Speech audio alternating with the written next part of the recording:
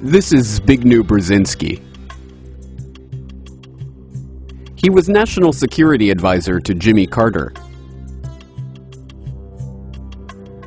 He is currently a top foreign policy advisor to Barack Obama. He has proven to be an outstanding friend and somebody who I've learned an immense amount from.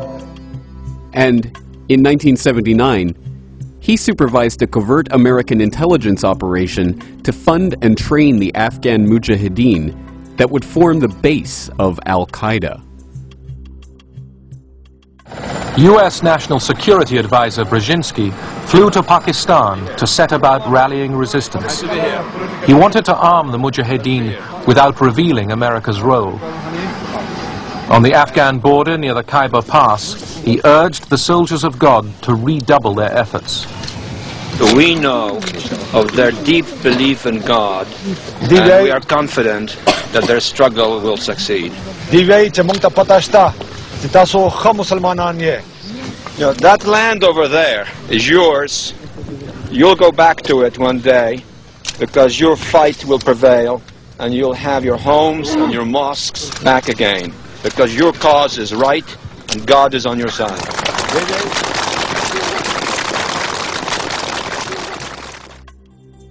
The CIA involvement with the Afghan Mujahideen, including an estimated $3 to $20 billion of American taxpayer money that was spent by the U.S. to train and equip them, has been known and acknowledged for years.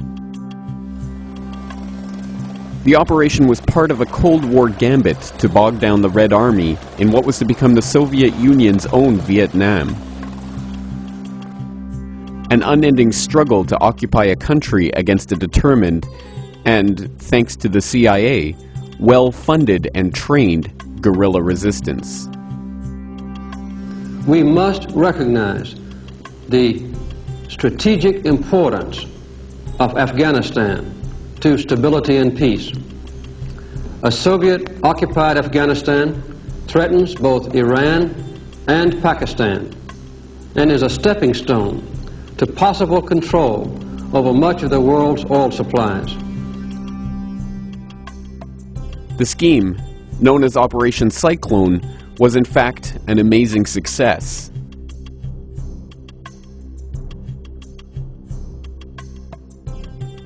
The years of guerrilla fighting and thousands of deaths demoralized the Red Army, drained the resources of an already overstrained CCCP, and emboldened citizens in other Soviet satellites to throw off the yoke of communist repression.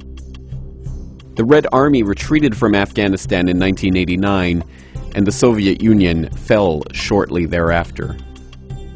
What is hardly ever acknowledged, however, is that the CIA involvement with the Mujahideen did not start after the Soviets entered Afghanistan, but before the invasion took place. This startling admission came directly from Brzezinski himself, who stated in a 1998 interview with a French periodical, "According to the official version of history, CIA aid to the Mujahideen began during 1980, that is to say, after the Soviet Army invaded Afghanistan, 24th of December 1979. But the reality, secretly guarded until now, is completely otherwise. Indeed, it was July 3rd, 1979, that President Carter signed the first directive for secret aid to the opponents of the pro-Soviet regime in Kabul. And that very day, I wrote a note to the President in which I explained to him that in my opinion this aid was going to induce a Soviet military intervention." This is an important point. What it means is that the CIA did not merely take a pre-existing movement of freedom fighters and aid them in their fight against the Soviets. What it means is that Western intelligence actively recruited Islamist extremists for the express purpose of provocateuring the Soviets into invading. By Brzezinski's own admission, if these Mujahideen had not been fostered by the CIA, the Soviets may never have invaded Afghanistan in the first place. In a very real sense, then, Brzezinski and the US government fostered an extremist element of militant Islamists and helped form them into an effective fighting force. It was from the ranks of these Afghan Mujahideen that another group was to emerge, composed mostly of so-called Arab Afghans or foreign fighters who came to Afghanistan to take up the jihad against the Soviets. The expulsion of the Soviets from Afghanistan was to be just the first of their battles, and after the Red Army left, their attention was to turn elsewhere.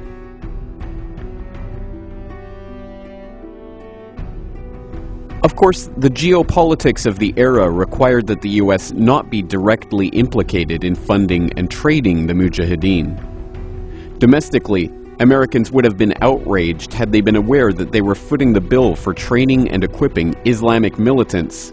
And internationally, if the Soviets knew the extent of the CIA involvement in the region, it could have brought the two superpowers to the brink of World War III. Consequently, the training, arming, and funding of the Mujahideen was run through a series of fronts and compartmentalized so that not even those supposedly directing the operation knew its full extent. The official story is that US funding, arms, and training went exclusively to the Afghanis, with the money for the foreign jihadists, or so-called Arab Afghans from which al-Qaeda would spring, coming from the Saudis. The facts on the ground, however, tell a very different story. Within this group of Arab Afghans was an even smaller group centered around Osama Bin Laden, a Saudi-born heir to the Bin Laden family construction fortune. In Afghanistan in the late 1980s, his group consisted of about a dozen people. This group was known as al-Qaeda, or so we are led to believe. Bin Laden himself claimed in his last authenticated interview in late 2001 that the name came from Abu Ubaida al-Banashiri, one of his accomplices in establishing the training camps in Afghanistan. Strange then that 4 years later, after the 7/7 bombings in London in 2005, Robin Cook, the former leader of the House of Parliament in the UK, would write an article for the London Guardian in which he claimed al-Qaeda, in English the base, literally referred to the database of Mujahideen who were being handled by the CIA in Afghanistan. Some researchers have even noted that al-Qaeda is a slang term for the toilet in Arabic, hardly a name for a shadowy global terrorist organization.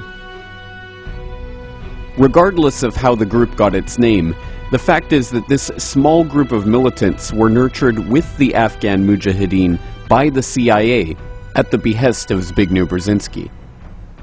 There is evidence of direct US involvement with Osama bin Laden and the hardline Arab militants in all three areas of Operation Cyclone, including funding, training, and arming the Arab Afghans.